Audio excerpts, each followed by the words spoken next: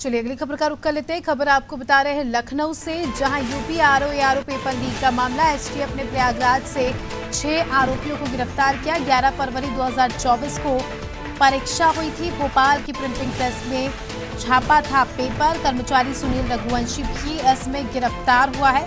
और उत्तर प्रदेश की सिपाही भर्ती पुलिस परीक्षा के बाद दूसरी सबसे बड़ी परीक्षा का भोपाल प्रिंटिंग प्रेस से पेपर लीक हुआ था। ज्यादा जानकारी ले लेंगे, हमारे साथ विवेक शाही लगातार हमारे साथ जुड़े हुए। विवेक, आरओ पेपर लीक मामले में नित नए दिन बड़े बड़े खुलासे होते जा रहे हैं और अब जो खुलासा हुआ है वाकई चौंकाने वाला। 11 फरवरी 2024 को ये परीक्षा हुई थी, जिसका पेपर राजधानी भोपाल की प्रिंटिंग प्रेस से लीक हुआ था।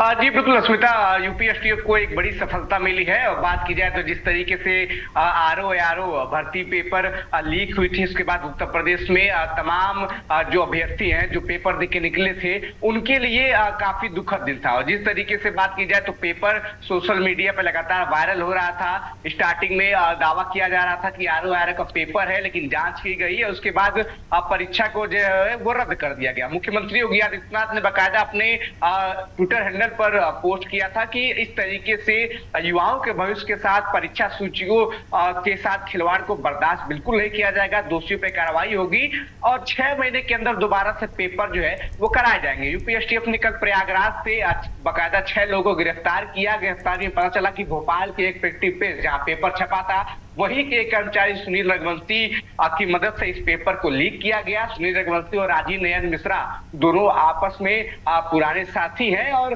बात की जाए तो इसमें सुनील रघुवंशी ने बाकायदा मदद की थी। और जिस तरीके से देखा जाए तो राजीव नयन मिश्रा जेल में है, क्योंकि सिपाही भर्ती परीक्षा में भी उसका नाम आया था, उसमें वो आरोपी है। इसके अलावा आरओ में भी आरोपी है। कुल 6 लोगों की गिरफ्तारी प्रयागराज के सिविल लाइन से की गई थी, यूपी एसटीएफ ने की है। और बाकायदा इस तरीके की आपराधिक तत्वों पर लगातार कार्रवाई की जा रही है। यूपी एसटीएफ लगातार पेपर लीक के मामले में बेहतर कार्रवाई कर रही है। और जो मोटिव था उत्तर प्रदेश सरकार का कि जिस तरीके से पेपर लीक के मामले आए हैं उनपे जो है वो कड़ी कार्रवाई होनी चाहिए।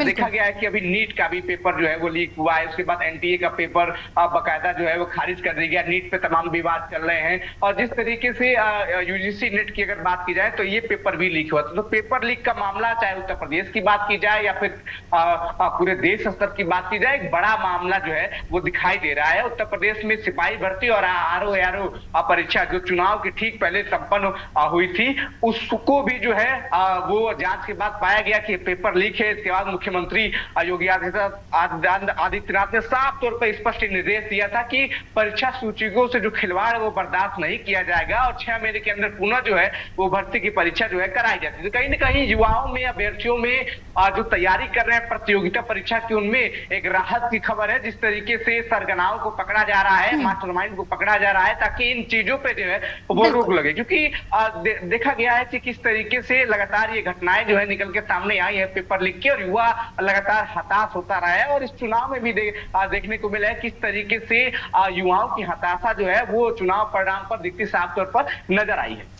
बिल्कुल विवेक, और इस तरह से एक्शन लेना भी काफ़ी ज़्यादा अनिवार्य हो जाता है, जिससे कहीं ना कहीं ये मैसेज पहुंचे, संदेश जाए कि इस तरह की हरकतें अगर हुई तो बड़ा एक्शन जो है यूपी पुलिस लेगी, क्योंकि बच्चों के भविष्य के साथ यहाँ पर खिलवाड़ किया गया है। तो वाकई हम कह सकते हैं कि यहाँ पर एक्शन लिया गया और आने वाले समय में उम्मीद है कि इस तरह की चीज़ें ना हो, जिससे बच्चों के भविष्य के साथ कोई खिलवाड़ ना हो। क्योंकि साल साल भर पढ़ाई की जाती है और फिर उसके बाद इस तरह की खबरें सामने आती है, तो कहीं ना कहीं कॉन्फिडेंस भी स्टूडेंट्स का लो होता है।